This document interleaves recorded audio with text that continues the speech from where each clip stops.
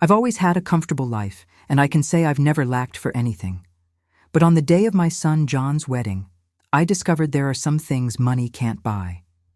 I was at the ballroom I had rented especially for the wedding, that magnificent place I personally chose, observing the final preparations.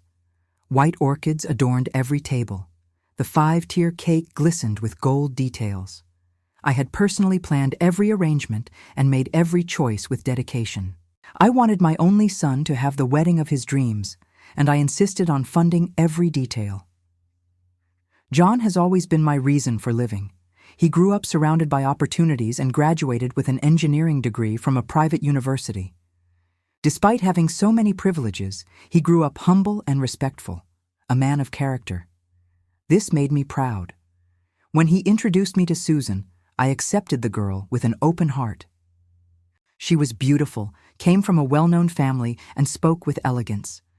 She seemed like the right woman for my son. I wanted John to be happy, so I made sure to pay for everything: her imported gown, the party for 200 guests, the honeymoon in Cancun.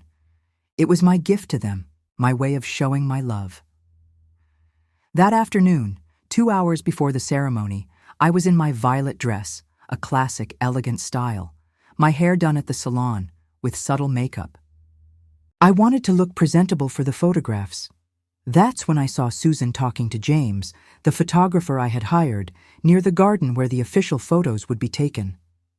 I approached, smiling, thinking of greeting her and wishing her well.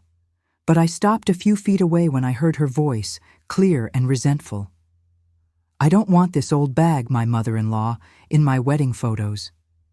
Susan said it with a chilling casualness, as if she were asking him to adjust the lighting.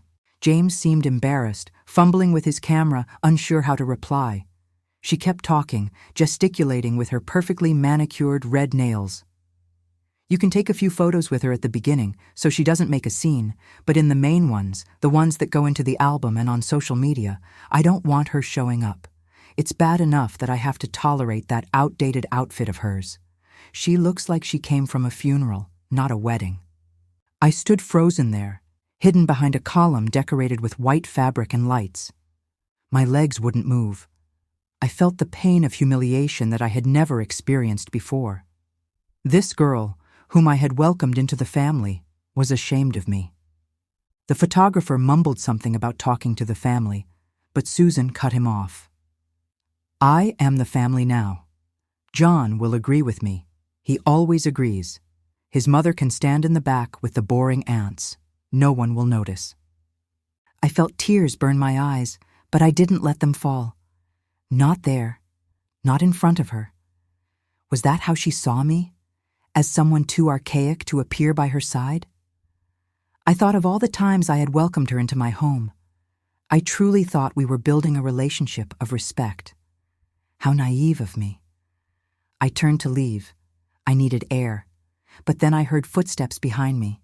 It was John. My son was standing a few feet away, his suit impeccable, his bow tie adjusted. His face was red, his jaw clenched.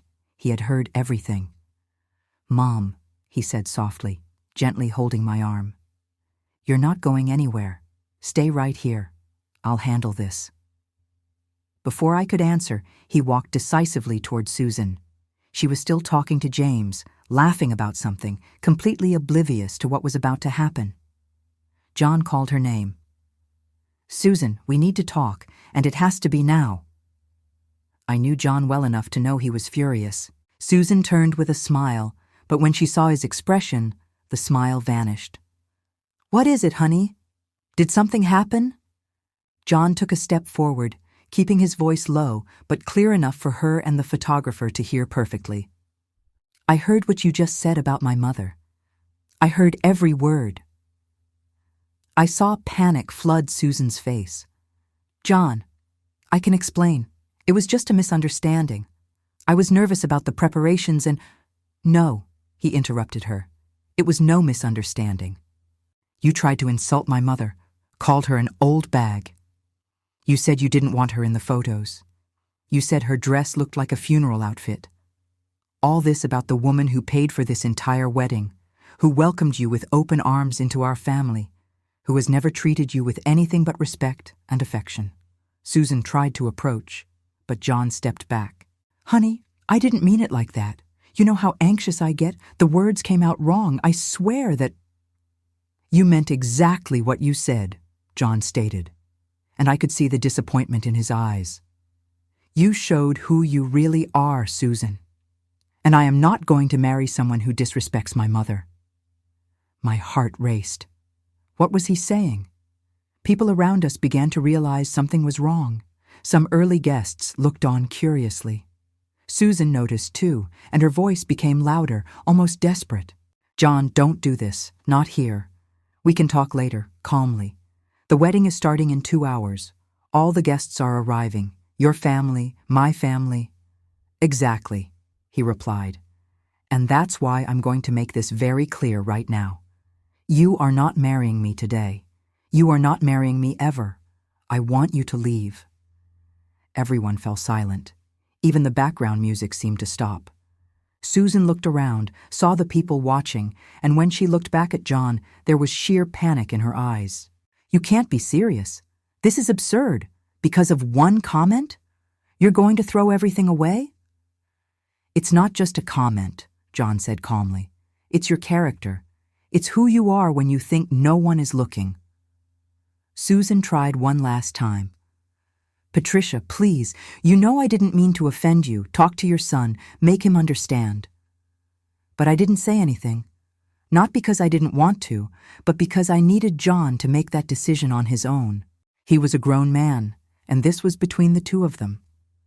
Susan realized I wouldn't intervene and turned back to John, now with tears streaming down her face, smudging the makeup that had taken hours to apply.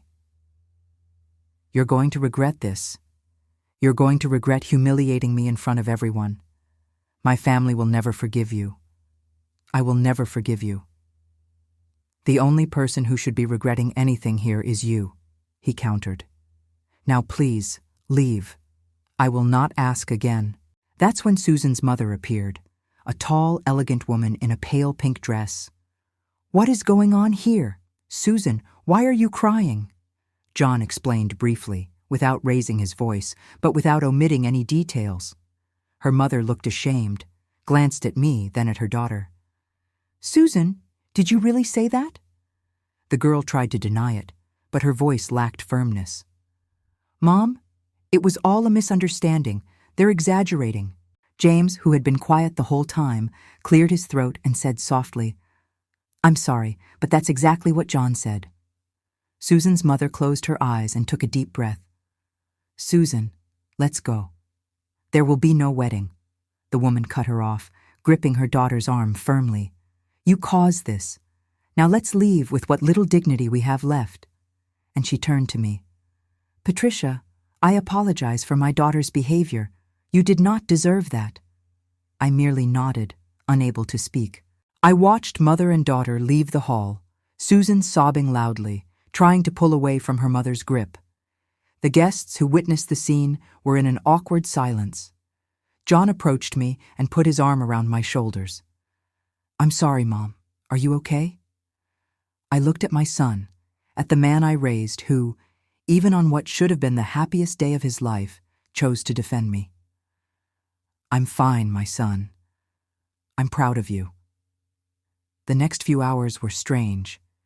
John asked the wedding planner to inform the guests that the wedding had been canceled, but that the food and music would remain. Whoever wanted to stay and enjoy themselves was invited. Some relatives left, embarrassed, but many stayed. Aunts, cousins, and John's friends, the people who truly mattered. I sat at one of the decorated tables, still trying to process everything that had happened. John came and sat next to me, loosening his bow tie. The room was emptier now, but music was playing, and some people were chatting. Mom, he said, holding my hand, I need you to know something. I didn't cancel this wedding just because she disrespected you. I canceled it because I realized I was about to make the biggest mistake of my life. I looked at him, confused. He continued. Over the past few months, I ignored several red flags. The way she treated waiters in restaurants, how she talked about people she considered beneath her. Small things I pretended not to see because I wanted to believe she was the right person. But today, when I heard the way she spoke about you, the mask dropped, and I saw who she really is. I felt my eyes well up with tears. My son, you don't need to justify yourself to me.